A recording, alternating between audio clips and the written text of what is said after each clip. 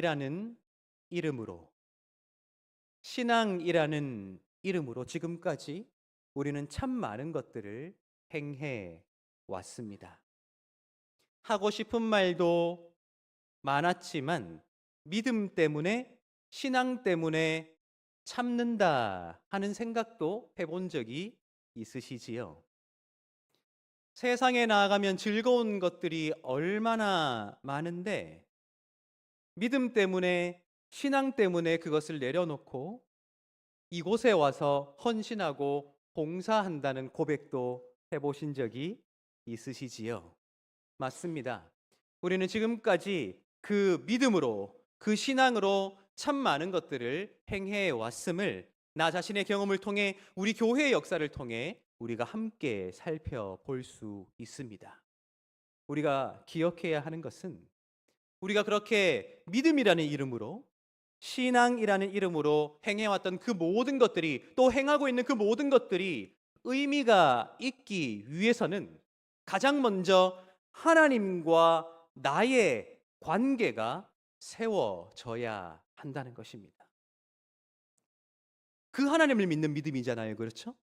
그 하나님을 바라보는 것이 신앙일진데 하나님과 나 사이에 관계가 세워지지 아니하고, 내가 하나님을 만난 적도 없고 하나님이 나를 찾아오시나 내 마음이 닫혀 그 하나님을 영접하지 못했는데 믿음으로, 신앙으로 무엇인가를 행하였다는 것은 어쩌면 공허한 외침에 가깝다는 것을 우리가 기억해야 한다는 것입니다.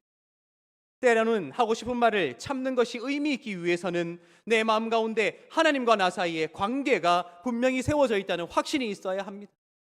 헌신을 하고 봉사를 하는 것도 그저 허드렛 일을 하는 것이 아니라 하나님의 나라를 세워간다는 확신이 있기 위해서는 그것이 하나님의 이름으로, 믿음이라는 이름으로 불릴 만한 가장 존귀한 일임을 확신할 수 있는 하나님과 나 사이의 관계가 온전히 정립되어질 때 그 모든 것들이 비로소 의미가 있어지기 시작한다 하는 것입니다. 수많은 말을 하고, 수많은 말을 참고, 수많은 행동을 하고, 수많은 행동을 참아내지만 그 모든 것들이 믿음 때문이다, 신앙 때문이다 고백하지만 나에게 감동도 없고 날마다 소진만 되어지고 날마다 갈증이 심해지는 것은 행하되 말하되, 행하지 않되 말하지 않되 하나님과는 무관한 인내와 하나님과는 무관한 말과 하나님과는 무관한 행동을, 믿음을 앞세워, 신앙을 앞세워 흉내만 내어 왔기 때문임을 우리가 반드시 기억해야 한다는 것입니다. 그런 관점에서 우리 신앙에 이 예배라는 것이 핵심에 있다는 것은 너무나도 중요하다 할 것입니다. 하나님을 예배하는 것, 하나님을 찬양하는 것, 하나님께 기도하는 것, 우리가 참 많은 순서를 거치며 이 예배를 드리고 있지만 이 예배의 유일한 목표가 있다면 그것이 무엇입니까? 하나님을 만나는 것이죠. 하나님, 나를 만나 주십시오. 나를 찾아오실 때 내 마음을 열어드리고 그 하나님을 영접하는 것이지요.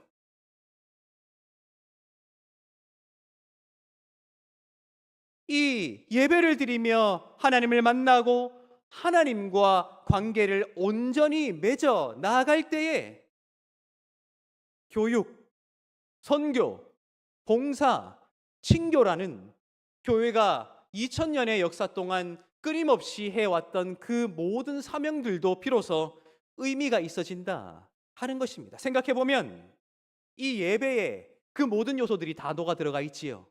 교회로서 행해야 될 5가지 요소가 무엇입니까? 예배, 교육, 선교, 봉사, 친교잖아요.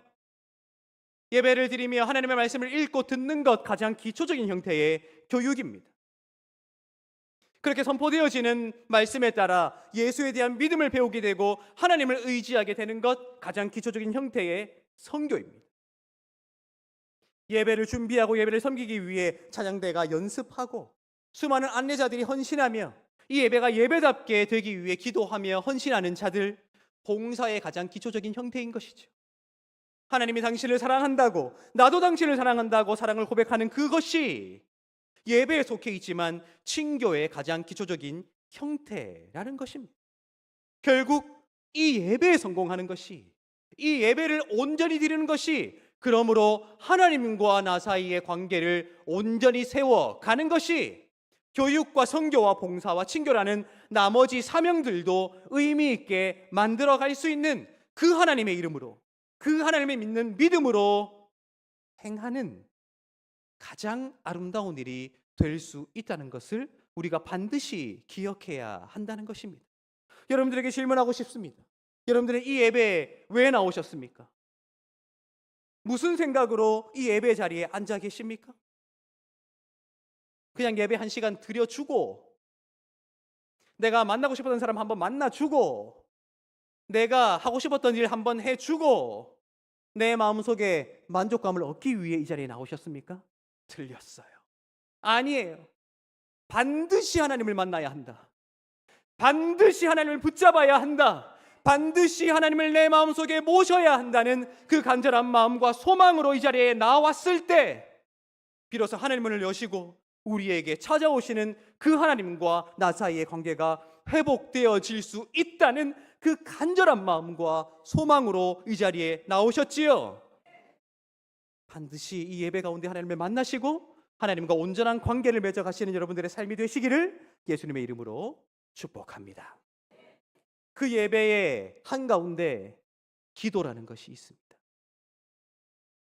어쩌면 우리 예배의 모든 순서들은 기도의 연속이라 할 수 있을 것입니다.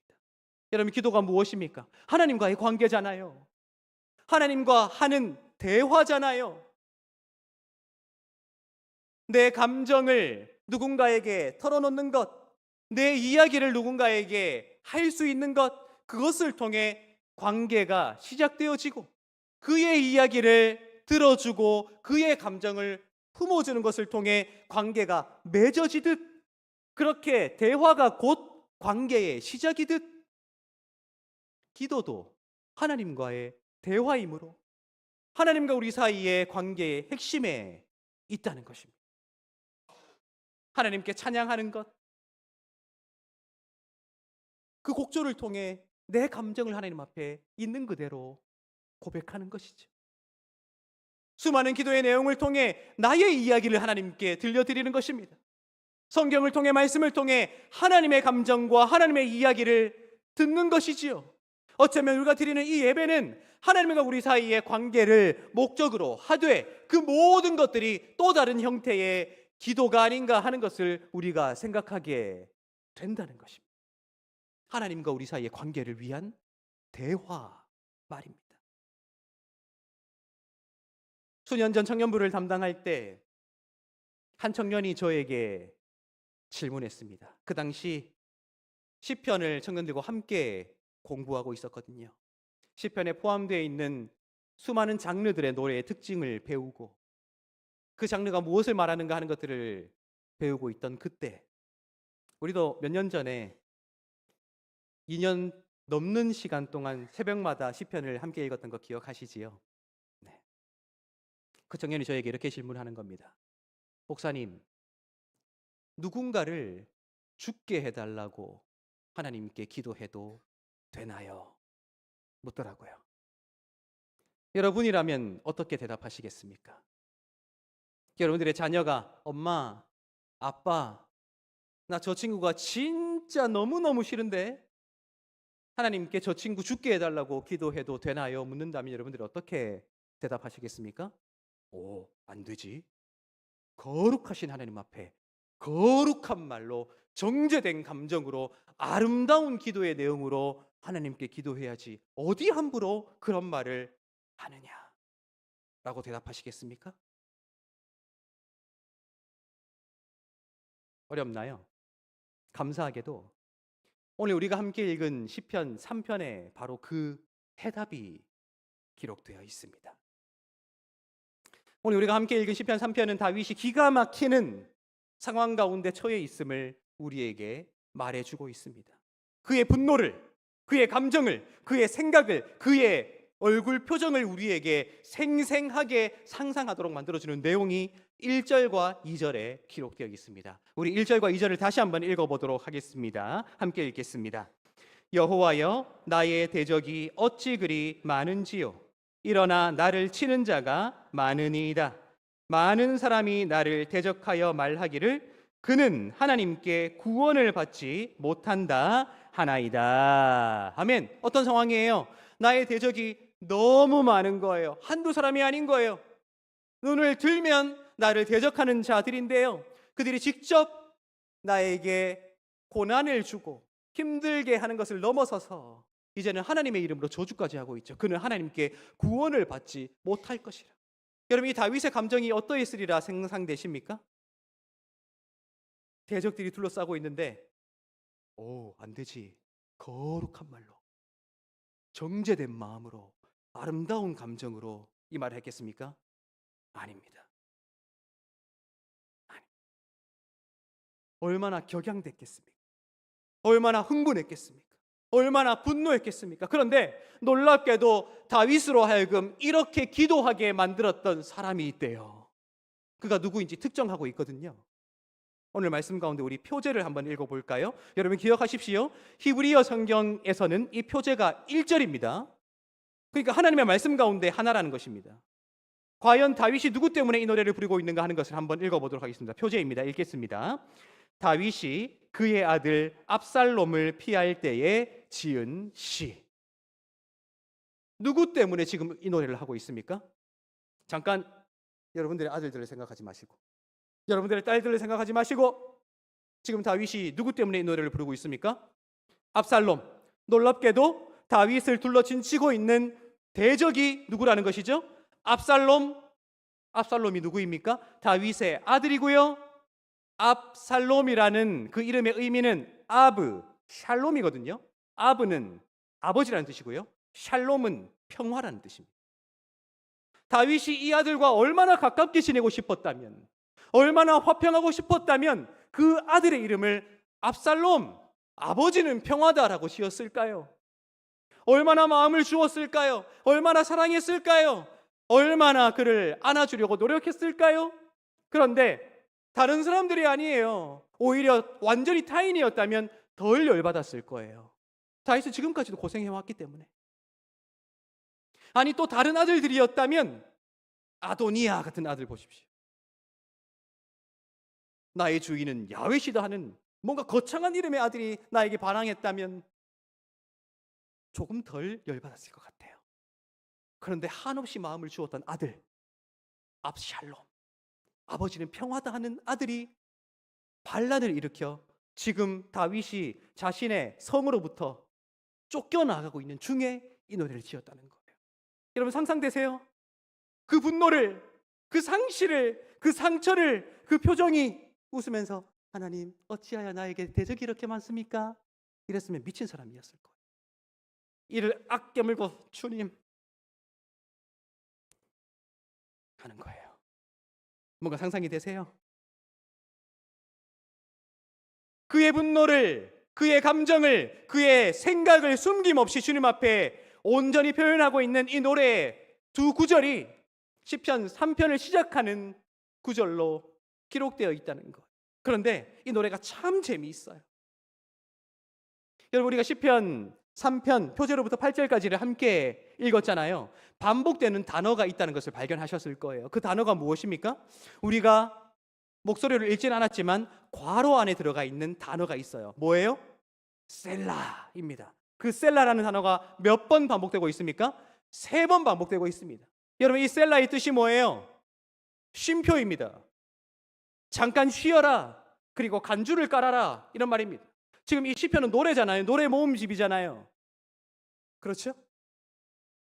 격양된 마음으로, 흥분한 마음으로, 분노한 마음으로 자신의 감정과 생각을 주님 앞에 있는 그대로 노래를 하는 내용이 1절과 2절에 기록되어 있을진데 셀라, 잠깐 멈추어봐. 잠깐 기다려봐. 잠깐 쉼표를 가져봐. 그리고 악기는 계속 연주하고 시모업 한번 해보자 하는 거예요. 시고 간주가 흘러나오는 동안 시모업을 하는 거예요. 그 시모업을 한 후에 갑자기 노래 가사가 바뀌지요. 어떻게 바뀝니까? 우리 3절 4절 한번 읽어보도록 하겠습니다. 3절 4절입니다. 여호와여, 주는 나의 방패시요 나의 영광이시요 나의 머리를 드시는 자신이이다. 내가 나의 목소리로 여호와께 부르짖으니 그의 성산에서 응답하시는도다. 아멘. 잠깐 쉬어보는 거예요. 잠깐 멈춰보는 거예요. 그리고 깊이 숨을 들이쉬는 거예요. 깊이 내쉬는 거죠. 하니까요, 감정이 정리돼요. 생각이 정리되니까 지금 자신이 이렇게 자신의 분노를 토로하는 그 대상 하나님이 누구신가 하는 것이 깨달아지기 시작하는 거예요. 누구입니까? 주는 나의 방패시요, 맞아, 나를 방어해 주시는, 나에게 막아주시는 분이셨구나. 나의 영광이시구나. 나의 머리를 드시는 자. 내가 지금 일그러진 얼굴로 고개조차 들 수 없어 분노를 사귀고 있지만 그 얼굴을 들게 하시는 분이시구나. 내가 간절히 기도하였더니 하나님 듣지 않는 것이 아니라, 외면하시는 것이 아니라 그의 거룩한 산에서 나의 기도에 응답하는 분이셨구나 하는 것이 이 잠시의 쉼표를 통해, 이 잠시의 심호흡을 통해 그의 마음에, 그의 머리에 떠오르기 시작했다는 거예요. 그리고 4절이 끝나고 다시 한번 셀라, 다시 한번 심호흡을 합니다. 하고요, 악기는 계속 간주로 이어지는 겁니다. 한 번 더 심호흡을 하고 난 뒤에 또 이런 가사가 이어지지요. 제가 5절부터 8절을 빠른 속도로 읽어드리도록 하겠습니다. 내가 누워 자고 깨었으니 여호와께서 나를 붙드심이로다. 천만인이 나를 에워싸 진친다 하여도 나는 두려워하지 아니하리이다. 여호와여, 일어나소서. 나의 하나님이여, 나를 구원하소서. 주께서 나의 모든 원수의 뺨을 치시며 악인의 일을 꺾으셨나이다. 구원은 여호와께 있사오니 주의 복을 주의 백성에게 내리소서. 아멘. 여러분, 이 잠시 쉼표를 거칠 때마다 다윗의 노래의 가사가 바뀌는 것이 눈에 보이세요? 분노했어요. 이를 갈고 있어요. 표정이 어그러져 있어요. 그 마음을 하나님 앞에 온전히 고백한 후에는 잠시 심호흡을 하는 것입니다.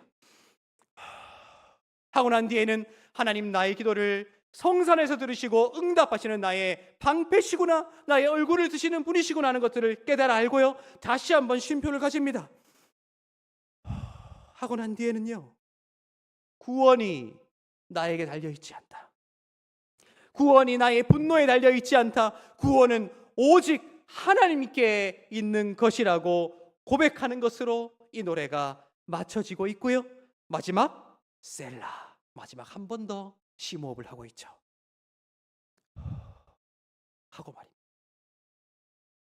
그리고 우리는 알고 있습니다. 다윗이 이 노래를 부른 후에 어떤 마음과 생각을 가졌는지 사무엘서를 읽어보면 고스란히 기록되어 있습니다. 이제 다윗과 함께했던 군대 장관들과 군인들이 재정비를 합니다. 반란을 일으켰던 군인들과 그 반란 수괴였던 압살롬을 이제는 처단하러 진군하려 합니다. 다윗이 군대 장관 요압을 불러 세웁니다. 그가 이렇게 말합니다. 여호와의 구원하심과 심판을 너의 칼로 압살롬에게 행하라가 아니라 내 아들 압살롬을 반드시 살려와야 한다. 내 아들 압살롬을 반드시 용서해주고 살려다오. 부탁해요. 자신을 분노하게 했던 그 아들을 향해 용서를 말합니다. 애석하게도 압살롬은 그 전투 가운데 목숨을 잃습니다. 다윗이 어떤 반응을 보였습니까? 주가 모든 원수들의 뺨을 치시고 악인들의 이를 꺾었다고 기뻐했습니까? 아닙니다. 모든 이스라엘 백성들이 민망할 정도로 엉엉 울며 내 아들 압살롬이여, 압살롬이여 통곡했습니다.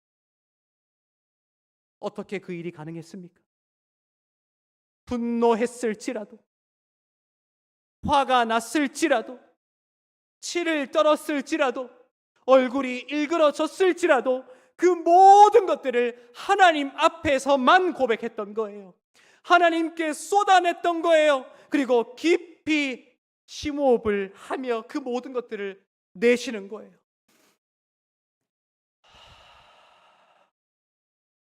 마음에 있는 그 모든 것들을 이 깊은 숨을 통해 쏟아내고 다시 깊은 숨을 들이쉴 때 하나님의 마음을, 하나님의 말씀을, 하나님의 생각을 그 마음속에 담아내는 거예요. 하고 말입니다. 그리고 그의 마지막 셀라 후에 그의 말은 내 아들 압살롬을 용서해야 한다, 살려야 한다 하는 말이었다 하는 것입니다. 목사님, 누군가 죽게 해달라고 기도해도 되나요? 저는 그 청년에게 자신 있게 말했습니다. 그렇게 기도해라.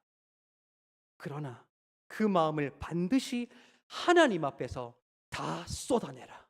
다 털어내라. 있는 그대로 하나님 앞에 고백해라. 그리고 나아갈 때는, 너에게 그런 마음이 들게 한 사람 앞에 나아갈 때에는 하나님의 마음을 담아 나아가라. 하나님의 말씀을 담아 나아가라. 하나님의 생각을 담아 나아가. 이제는 죽이고 싶다는 생각보다는 하나님 그를 용서해 주십시오, 하나님 그를 사랑해 주십시오 하는 그 마음을 가지고 나아가라. 나아가기 전에 반드시 셀라, 깊은 숨을 들이쉬고 내쉬며 내 것을 쏟아낸 후에 하나님의 것을 마음에 담으라. 그렇게 말했어요. 그러기에 이 기도는 하나님과 우리 사이의 관계를 위한 가장 중요한 대화일 뿐만 아니라 우리의 살 길이기도 하다는 것이지요. 여러분, 솔직히 우리의 인생을 생각해 보십시오.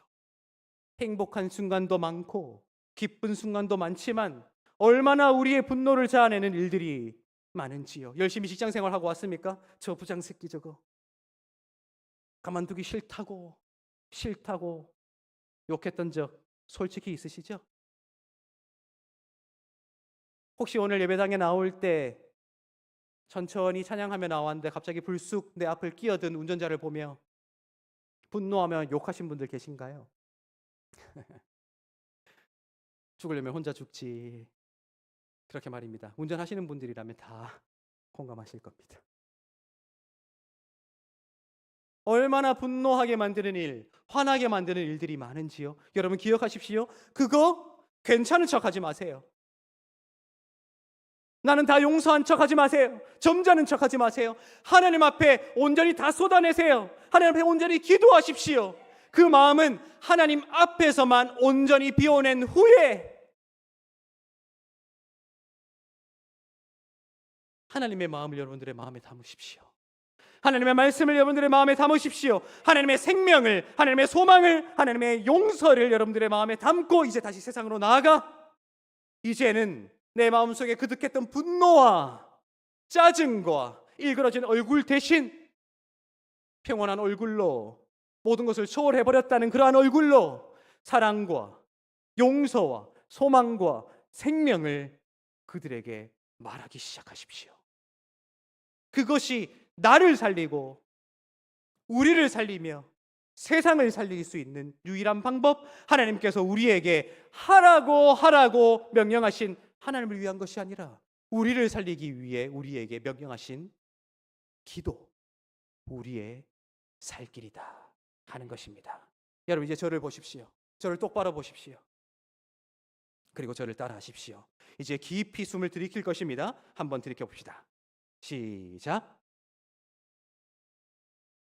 이제 내뱉읍시다. 크게 내뱉읍시다.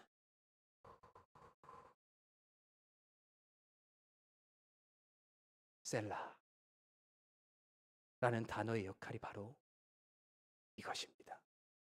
하나님 앞에 쏟아내고 난 후 깊은 숨을 들이쉬고 다시 내쉬고 난 후 이제는 하나님 앞에 쏟아낸 마음을 다시 주워 가지고 쓸어 담아 가는 것이 아니에요.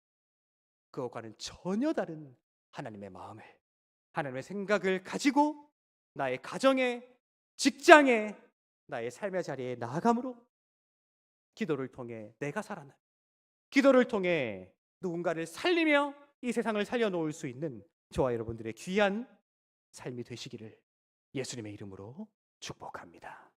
기도하겠습니다. 한 사람 교회 항상 우린 말